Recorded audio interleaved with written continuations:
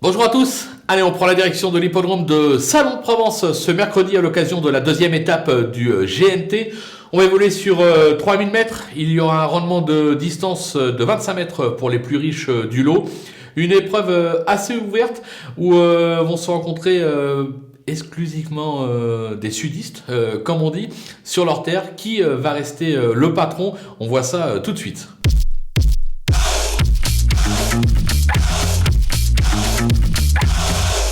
On attaque avec nos bases et bien évidemment le 14, Évariste Dubourg. Ce petit phénomène du tandem Roubaud-Pilarski compte déjà 26 succès en seulement 46 sorties.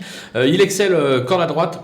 Même au 25 mètres, je pense qu'il va falloir être costaud pour le faire tomber de son piédestal. Le numéro 12, Divine Monceau, elle est plutôt régulière et excelle corde à droite. Elle est idéalement engagée à 5 euros du recul, pieds nus, avec Alexandra Brivard. C'est peut-être de là d'où vient le danger pour Évariste Dubourg. Le numéro 3, Eden Julery, cet excellent droitier traverse une belle passe. Il affiche 100% de réussite sur cette piste. L'engagement en tête est idéal. Il peut en faire trotter plus d'un. Du côté des opposants, on va se méfier du numéro 16, Django Dubocage. Cet excellent droitier vient de surprendre en se classant deuxième de la première étape du GNT à Amiens, à grosse cote, alors qu'il rendait déjà 25 mètres. Là, de nouveau au 25 mètres, on en attend une logique confirmation. Le numéro 4, Chris Louis Porsgen.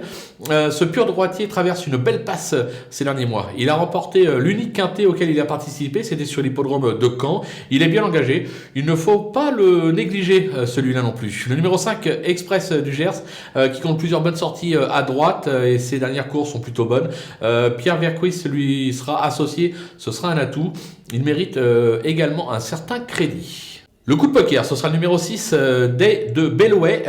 Il lui arrive parfois de performer, comme on dit. On va se souvenir qu'il s'était classé notamment deuxième de Fair Play d'Urzy à Châtelaillon cet hiver. Il vient de courir en progrès sur l'hippodrome d'Anguin.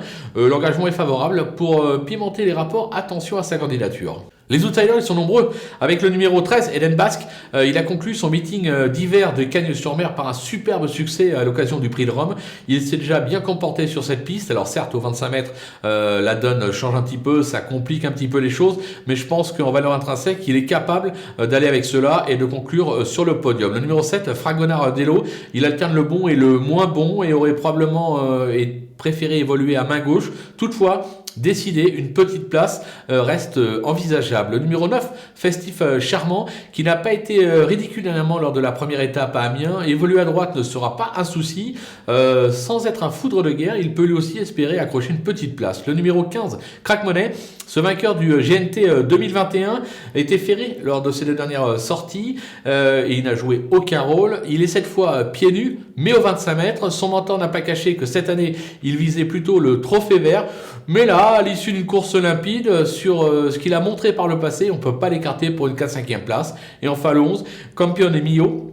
Cet excellent droitier va se plaire sur ce parcours, mais il s'attaque ici à forte partie et sa forme reste sujette à caution. Toutefois, son entourage dit attention, le cheval revient bien. L'engagement est favorable puisqu'il ne rend pas les mètres. Il pourrait venir causer une belle surprise à l'arrivée, raison pour laquelle je me refuse de l'écarter totalement. Les délaissés avec l'As Disco d'Ocagne, plutôt appliqué durant le premier semestre 2021 en province. Il a depuis nettement baissé de pied. Il me semble franchement ici un ton en dessous. Je ne lui vois aucune chance. Le numéro 2, Everton, on le connaît par cœur, capable du meilleur comme du pire. C'est malheureusement souvent le pire qu'il montre. Il a toujours échoué à droite. Même bien engagé, je vais tenter l'impasse même si c'est un risque. Le numéro 8, Dixit Danica, qui compte 2 accessibles dans 3 tentatives sur cette piste. En revanche, il a franchement déçu ces derniers mois. Même bien engagé en tête, il faut d'abord qu'il me rassure, raison pour laquelle je préfère l'écarter. Et enfin le numéro 10, Dotarus, qui a réalisé un meeting d'hiver de Cagnes de toute beauté. Il a déjà gagné à droite, mais a toujours échoué sur cette piste en 2 tentatives. Alors voilà, c'est une affaire d'impression.